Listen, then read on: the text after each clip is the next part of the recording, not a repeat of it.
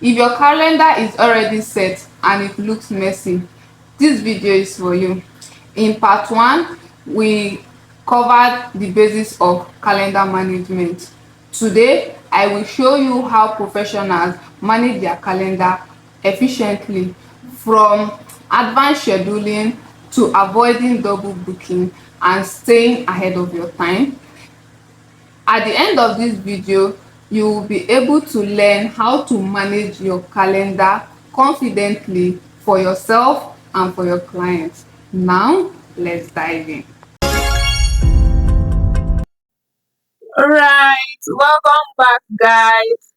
This is part 2 of my calendar management training. I already walked you through the basics in the part 1, and today I will walk you through my detailed workflow, how I manage calendar professional for busy clients to prevent conflicts and stay fully in control. Now we'll go straight to our calendar. Now we are back to our calendar environment. In calendar management, structure is everything. A messy calendar can lead to missing or confusion. So what I do that normally helps me is I go and add other calendar. So when you click on this plus on other calendar, you navigate to create new calendar. Let's say this my new calendar is going to be my personal calendar. So I personal. So this is my personal calendar. Always add the description of your personal calendar. Now, right, this is for my family, right?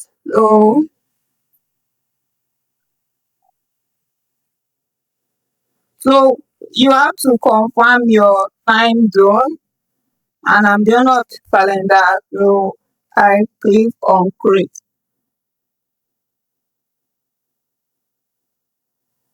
Now our calendar is creating.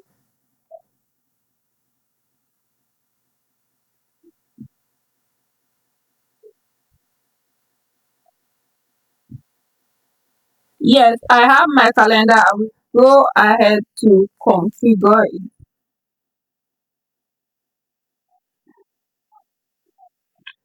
I can decide to add other people to this calendar. You can get your shareable link from this your calendar. You can add notification, add event, and set your notifications here. You can also integrate your former calendar into this new calendar.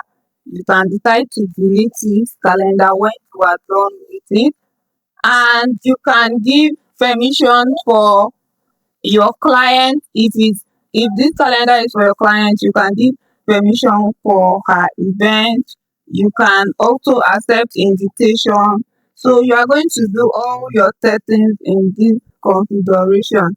This is what has been helping me. Instantly, I know the type of meeting that I am dealing with in a glance. Next, we are going to talk about time blocking for productivity. If you are finding this helpful so far, I want you to know that you don't need to figure all this by yourself. I have an ebook where I explain in detail how to navigate the remote setting in a step-by-step simple process at your own pace. I will drop the link in my description. Now, let's continue. So for our time blocking, I am going to create different time blocking so you can see on the screen. So I am doing the first one. This is for deep work, and I am going to ensure I use my color coding because I want everything to.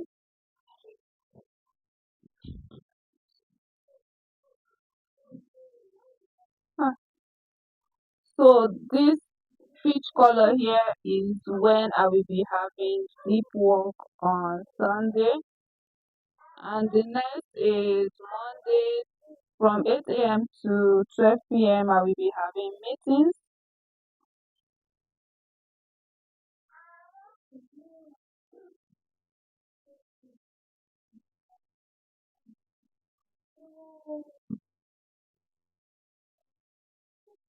So I want the meetings to be yellow.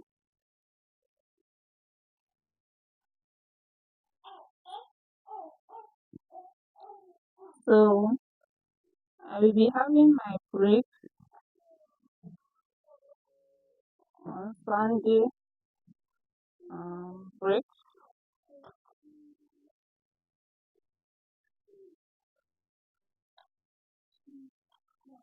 Let's make our break. So I still have break on break. Yeah.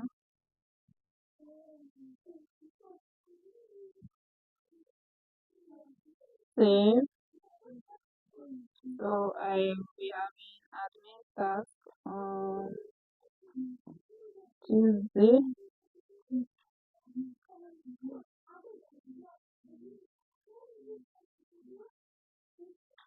and admin task will be there. Save.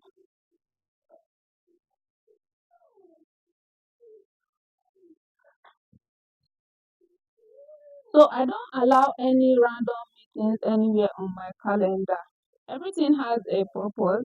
So I use my color coding for my time block, and this will give me at a glance what I need to do and how my calendar works.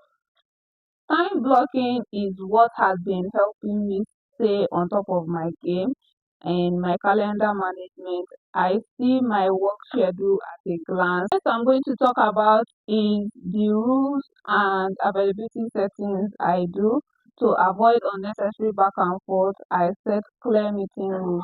So is when you go to your settings.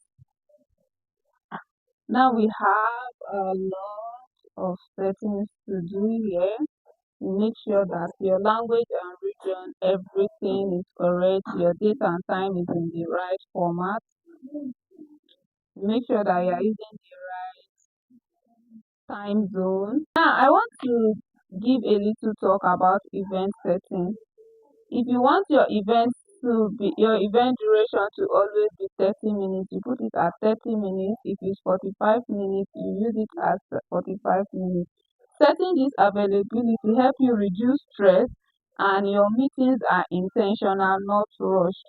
So when you come to this setting, you make sure that your event is set, your notification, if you want it 10, 5, 2, 3 minutes before the event, you make sure you check all the settings that is applicable to you or your client, and this helps you stay on top of your game. For you to stay on top of your game in calendar management, you have to learn how to use one or more scheduling tools like Calendly, Peak Time. So you can go to your Google and search for Calendly.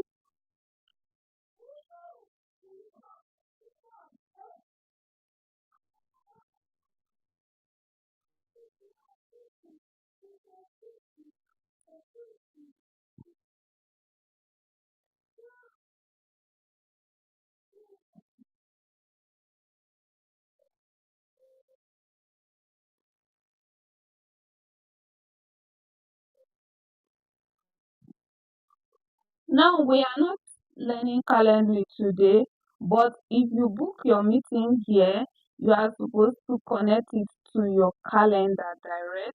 So if you're using Peak Time or Calendly, this is Calendly, you book your meeting and link it to your calendar. Once this is set, once your client book a meeting without causing conflict or overlap, it directs them to your Google Calendar and you get notified.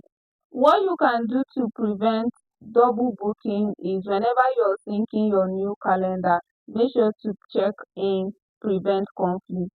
Ensure this on all your calendars so no meetings overlap. A meeting isn't complete without reminders. So I already showed you where you set your notification.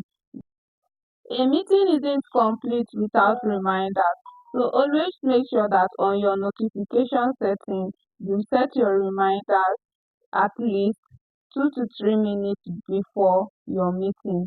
This drastically reduces no-shows and last-minute cancellation. Calendar management doesn't just stop at settings.